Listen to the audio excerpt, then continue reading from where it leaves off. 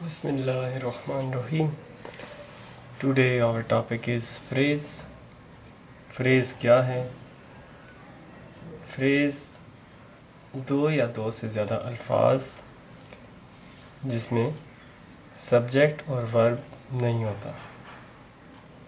Two or more words that do not have subject and verb is called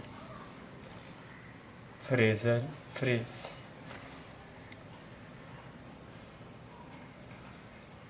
अब phrase कितनी किस्म की है? फ्रेज़ सबसे पहले नाउन फ्रेज़. नाउन फ्रेज़ क्या है? A noun phrase is built around a single noun. यानी कि नाउन फ्रेज़ इसमें नाउन होता है. नाउन आपको पता है कि किसी चीज़ का नाम.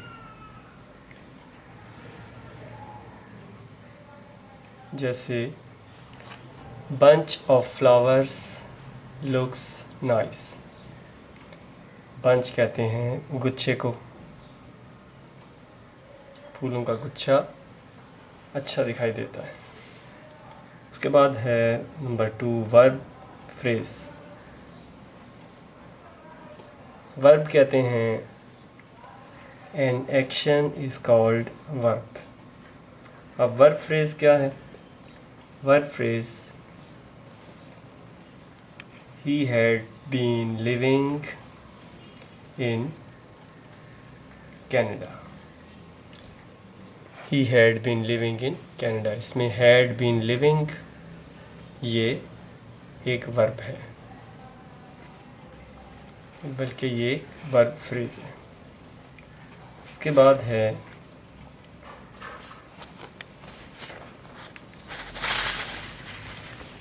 Adjective phrase. एडजेक्टिव फ्रेज़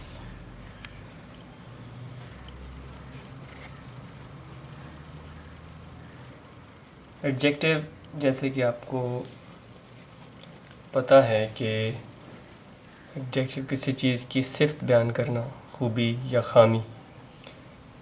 तो ऐसी फ्रेज़ जिसमें खूबी या ख़ामी बयान की जाए वो एडजेक्टिव फ्रेज़ कहलाती है. जैसे she told me very interesting story.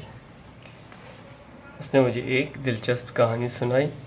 Very interesting, इसमें वेरी इंटरेस्टिंग जो है वो एडजेक्टिव फ्रेज़ है.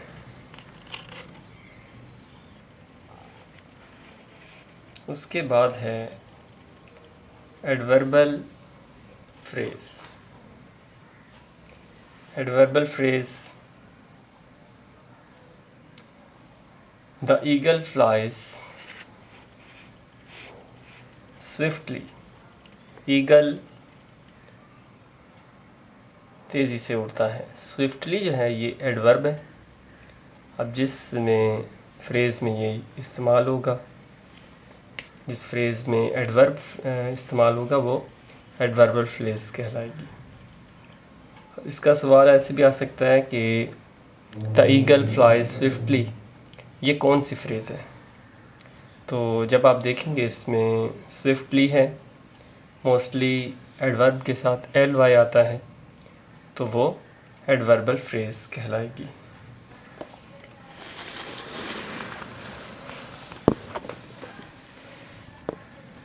उसके बाद लास्ट में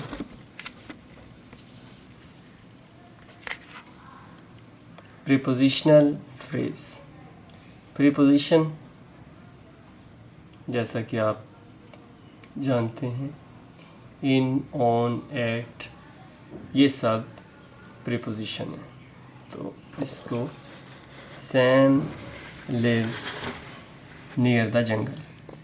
अब इसमें प्रीपोजिशन इस्तेमाल हुई है नियर. अब इसको प्रीपोजिशनल फ्रेज़ जब हम कहेंगे तो इसमें नियर द जंगल ये एक प्रीपोजिशनल फ्रेज़ है. Thanks for watching. इसको लाइक करें, शेयर करें और इस चैनल को सब्सक्राइब करें. Thanks for watching.